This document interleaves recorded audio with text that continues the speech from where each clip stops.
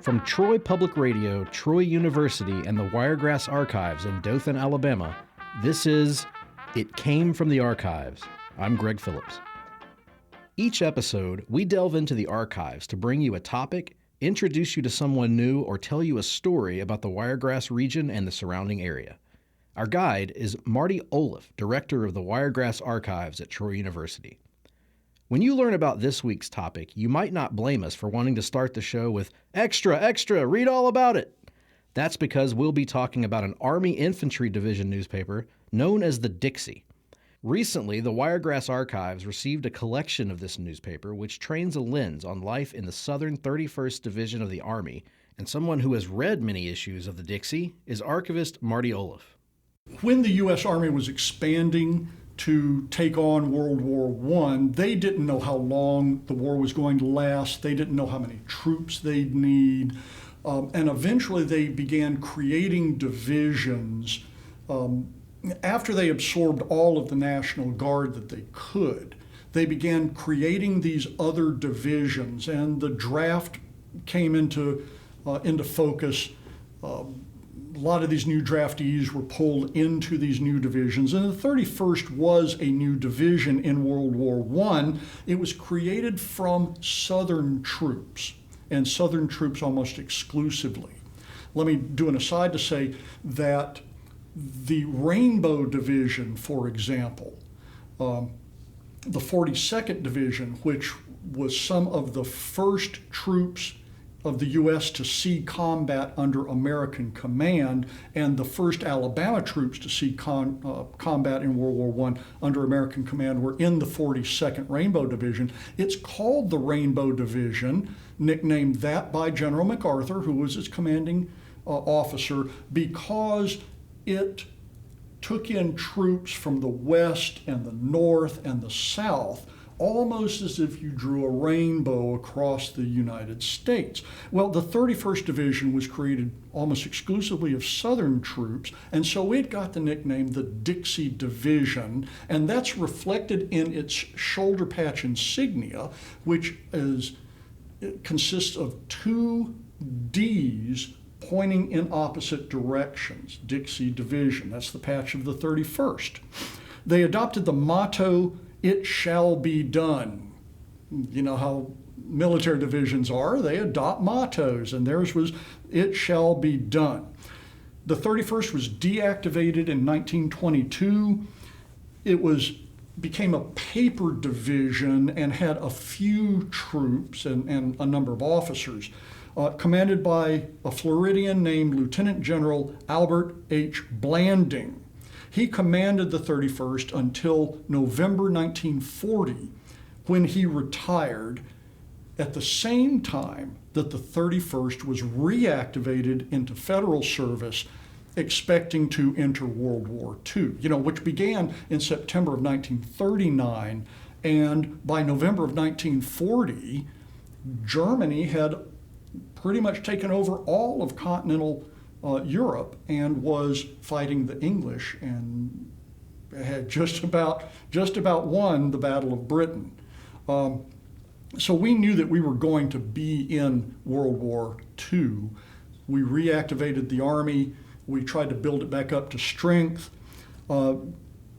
Major General John C. Persons was an Alabama National Guard general, and he was a Birmingham banker. He assumed command after Blanding retired in 1940, and he led the division through training and for a short time in the Pacific in 1944. He was the one, Persons, chose the name the Dixie for the division's newspaper. How common were newspapers among infantry divisions in those days? They were the blogs of their time. They were the social media of their time. Newspapers were relatively inexpensive to produce, and they were considered to be what you might call the coin of the realm for information management, particularly for morale building and for those those kinds of pieces of information that a commander might want to pass along to the troops, or the chain of command might want to pass along to the troops, but did not want to issue orders for. And so they were very common. I believe pretty much every division had its own newspaper, and a lot of subunits, like regiments, had small issues of newspapers. They're not that hard to find, but it's nice to have as large a collection as we do. We have a collection of 46 issues, weekly issues, from January 10th, 1941, which is Volume 1, Issue 1, through November 24th, 1941, when the unit moved from Blanding to Camp Jackson in South Carolina. We're missing one issue, issue number 35. Wow. And so they get this newspaper started primarily for morale purposes, I'm assuming, sort of, and information, as you mentioned. But what did these newspapers look like at the time? I mean, there's a little bit of a growth, as you see, over the course of these issues, which you can find in the photographs that we have. But what did the newspapers look like at that time? This particular newspaper started out as a 15 by 22 sheet. So it was basically one sheet of newsprint quartered, and it was 4 pages long. So that was it. And it stayed that way until May of 1941. There was a shift in editor, and at about that same time, within a month after the editor shifted, they were able to grow into first a 30 by 22 sheet, which is basically doubled their size. They were still 4 pages, but then they added pages as time went on. So they were a reasonably full newspaper. If you're thinking of a small community with a weekly paper, they fulfilled that by the end of their, I hesitate to say the end of their publication date, because I don't know when they stopped publishing, but we have all of that 1941 issue. And so I know by the end they had a sports section, they had your hard news on the front, they had really a full newspaper experience. Yeah, they did. Now, they always covered sports, but as time went on, you start to see those divisions of the paper into sections that you might say. There's one page in a number of the issues devoted to sports. And one of the big sports was boxing. Oh, yes. All of these divisions had big boxing tournaments. They had baseball tournaments and things like that, but boxing seems to have been a big deal during the training era. So there was one boxer in particular whose picture shows up. Now, you got to understand that printing a photograph in a newspaper is a lot more difficult, especially at that time, than printing words. Words can be set in type, a line and type machine, but a photograph requires all kinds of different equipment. And so this guy had his photograph run 2 or 3 times in newspapers because he won his weight division over and over and over again. Obviously not a person you would want to meet in a dark alley if he was unhappy with you. Right. Yes. This is the bull of the woods. That's right, exactly what it was. Yeah. One of the other things that I noticed about the Dixie in these issues that we just took, the excerpts that we have on the blog, there was a certain sense of humor about the newspaper. We see, particularly in the where it's printed from. At one point, it says printed just a little bit south of North Carolina. And there were other little blurbs. If you read some of the text in there, here and there at the top, above the fold, above the headline, there would be almost little one-liners that would be introducing things. What was that intentional, or was that how did that come about? Well, some of that was meant to be humor. The best way to handle a stressful situation over a long term is to make light of it, to be sarcastic about it. And being in the military is hard work and stressful situation, especially as you're training, and training's difficult, especially if you're training to go to war, which these fellas really figured they were going to be doing, and the military brass certainly figured it, so they were preparing these guys to go to war. What's the best way to deal with it? Make jokes about it, a little what you might call gallows humor. Also, a large bureaucracy is inherently ridiculous in many ways to your day-to-day life. You've got to jump through bizarre hoops, and it doesn't make any sense, and there's chains of commands that don't seem to be functional. I mean, they function in a big way, and they have a reason for existing in a big way, but in the day-to-day business, they're frustrating and annoying, and so you can't get back at them and you can't leave. So what do? You're sarcastic, you snark about them. And that's what a lot of these tongue-in-cheek one-liners were all about. Some of them, though, were probably because of security concerns, or they may flat not have had a location.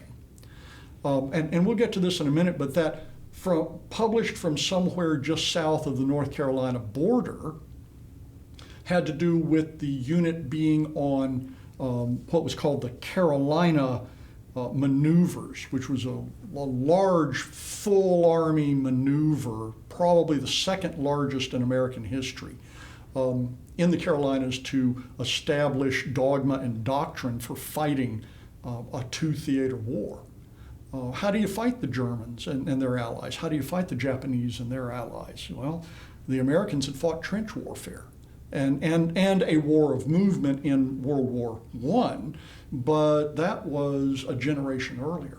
So how do you deal with the presence of tanks en masse, for example? So these problems had to be worked out, and they were on those Carolina maneuvers. They were also on the Louisiana maneuvers. Which let me talk about that in just a second. Sure. But I also want to say that some of this humor that's in those newspapers is an extension of the editors and how the editors behaved before they were in the Army. The first editor of the Dixie was a Mississippian, or Louisianan, depending on how you look at him, named Hodding Carter. And in the history of journalism, Hodding Carter is an important person. Eventually, he becomes the president of the Mississippi Press Association.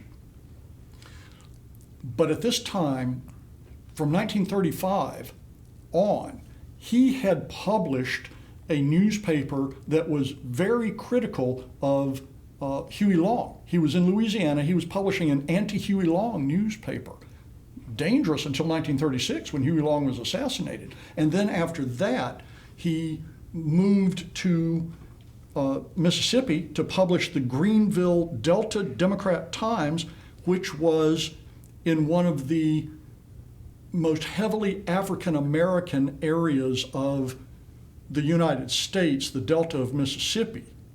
The home of Mississippi racism was an anti-racist newspaper. So Hodding Carter always put himself at odds with the power structure in that particular area. Well, that's awesome. He was the first editor of the Dixie, and because of illness, he didn't last all that long. He ended up transferring to Washington, D.C., and working for the State Department in Army Public Relations and then in intelligence as well. But he was very humorous, very tongue-in-cheek, very sarcastic in his own newspaper. And if you read newspapers from the early 20th century, you realize that everything was something to poke at. The most serious issues, if they kept occurring, finally you just started jabbing them with a sharp stick. So that's what these guys were all about. The second editor, the guy that replaced Hodding Carter, O.C. David, the guy that replaced Hodding Carter as editor, a guy named O.C. McDavid, also went on to become the president of the Mississippi Press Association, and he came from the city editorship of the Jackson, Mississippi Daily News. So he too had that tradition. He was a little more staid than Carter was because he wasn't the editor-publisher. He was just the city editor. So, and his newspapers were bigger, and he didn't have the battles to fight that Carter had. And so you see his news is a little straighter. At least that's what came across to me as I was reading these newspapers. After mid-April, the news is a little straighter. But there's still a bunch of tongue-in-cheek because that's how the Army is, man. So the Dixie, under his leadership, runs through the remainder of our issues that we have, 1941. What becomes of the Dixie, and how did talk about this shift from South Carolina to Louisiana and how that all comes about? Well, they started out in Florida, Camp Blanding, Florida, which was named, of course, for the longtime commander from 1922 until 1940, Albert Blanding. The camp's named for him. They started out there, and then in August through September, so for 6 weeks or 2 months, they shifted 20,000 men and all of the equipment 800 miles by rail and truck to Louisiana, to northern Louisiana, to participate in what's called the Louisiana Maneuvers. And this was the first of the 3 great maneuvers prior to our entry into World War II, in which dogma and doctrine was established for fighting these wars, or at least was explored for fighting these wars. There were 400,000 soldiers involved in the Louisiana maneuvers in 1941. Some of the generals associated with the Louisiana maneuvers: Omar Bradley, George Patton, Whoa. And of course, Dwight Eisenhower involved in this. There were some other maneuvers like this, the Arkansas maneuvers, which the 31st did not participate in, but they did participate in the Carolina maneuvers that were in November of 1941. Anyway, so they've got these 20,000 soldiers. They move them from Blanding to their encampment as part of the so-called Blue Army, part of the 4th Corps, and they stayed in the 4th Corps for the rest of their time. They were associated and then disassociated and reassociated. So the 31st is in the 4th Corps. They're in Louisiana. The Blue Army does very well, partly because it's almost twice the size of the Red Army, but they learned offensive maneuver and defensive maneuver, and the Army came to know how to operate in these 2 situations, particularly using tanks. Patton was in charge of the Blue Army's tank corps, and they won. So he learned how to thrust forward with tanks, but then the units of the Army learned how to defend against tanks as well. So pretty effective teaching and learning mechanism. Then they came back to Fort Blanding, and they were there for 1 month before they were shipped off to Camp Jackson in South Carolina. So imagine being a quartermaster for this. You got to ship these guys and all of the equipment they need for war fighting 800 miles. Then after 6 weeks, you turn around, you ship them back. Then after 4 weeks, you ship them another 300 miles to the north. And that's where they participated in the Carolina maneuvers, which I said, again, were the 2nd largest maneuvers in U.S. Army history, at least to that time. And this has got to be an exhausting process for everybody involved. You're preparing to fight this global war, and you're doing all of this training in 3 different locations, essentially. Talk about, again, not even flying for it probably, but you're jet lag, so to speak. I mean, you're dealing with a lot of fatigue here, I'm sure. Yeah. I can't even begin to imagine the levels of long-term fatigue that these guys were under. And then of course, beginning in early 1942, they're shipped off. Eventually, 1944. Was when the unit itself moved into the Pacific. and it was still under their commander, John C. Persons. And that's kind of unusual. That's also an unusual thing in World War I as well. The Alabama unit commander of the 167th Regiment of the 42nd Division remained as the commander of that unit through their training and then throughout the entirety of World War I. That was very unusual, because these guys came out of a milieu of the militia and the National Guard, and they were considered caretakers.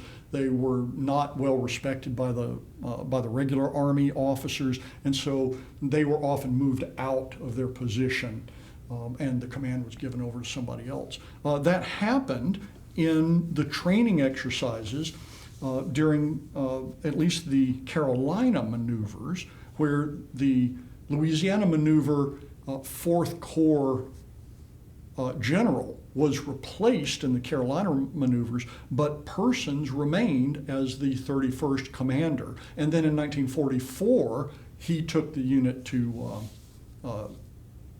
the Pacific Theater.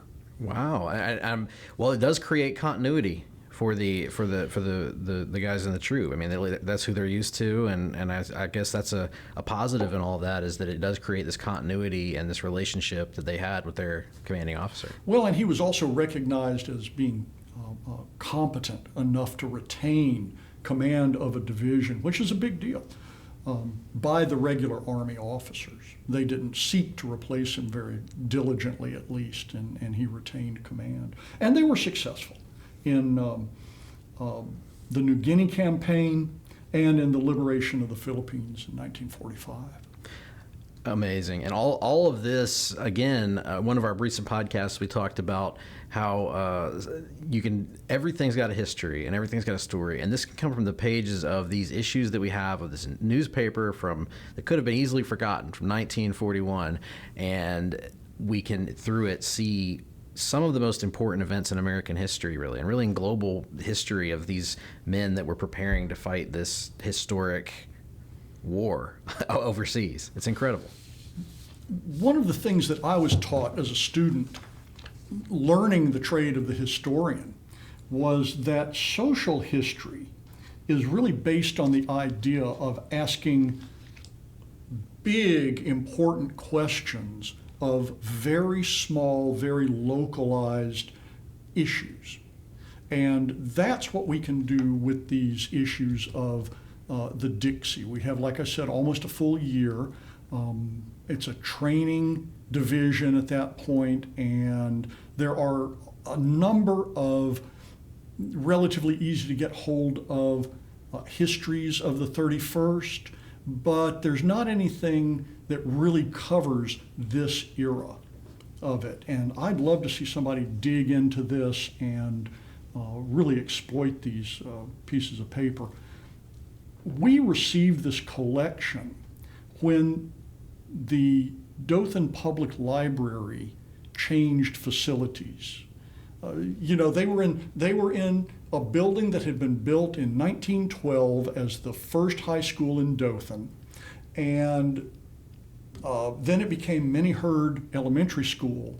Then it became the public library, the George Houston Memorial Library, which was later changed to the Houston Love Memorial Library, which has now become the Dothan-Houston County Library System. It's like keeping your money in a bank. Who knows what it's called this week? Anyway, they eventually had to move, and anybody familiar with Dothan and its recent history is familiar with this story, that they closed down that facility. They built a new facility right next door to it, and then they created a parking lot and a field out of the first building. The building wasn't really salvageable. In the process of moving, they changed how they maintained local records. And many of those local records came to the Wiregrass Archives. And one of the bodies of papers that came here was this collection of the Dixie. We don't really have any provenance on this. We don't know how the Houston Memorial Library got this. We don't know who donated it. They didn't know who donated it. They just had it for a long period of time. And they had kept it, just like we do, on shelves. And if you needed it, you could get to it. But we have digitized it. And recently, I've had 2 military historians get in touch with me asking for copies of this material. And I've been able to ship them copies of it. But what we would like to do with this, partly because it's very large. It's a little too large to handle on our server system. Right. And the way that the Troy web development goes doesn't do well for this kind of material. It's great for most everything else. And this is a very specialized mechanism. Who is set up to handle it very well is the Internet Archives. And so I have been talking with the Internet Archives about how to post this collection of newspapers onto their website. And now I just have to screw up the courage to go ahead and do the deed, you might say, because it's one of those things that's going to take a little while. So we've reached the end of this episode, but definitely not the end of the Wiregrass Archives. There is still so much to discover and so many more stories to be told on this podcast. You can find more information on your own at troy.edu/Wiregrass Archives.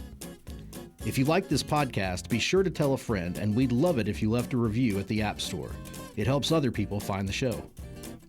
I'm Greg Phillips, joined as always by Marty Olliff, director of the Wiregrass Archives in Dothan, Alabama. This episode was recorded in the studios of Troy Public Radio and produced by Joey Hudson. Thank you for joining us for this episode. We'll be back again soon to tell you another story, and you'll know it came from the archives.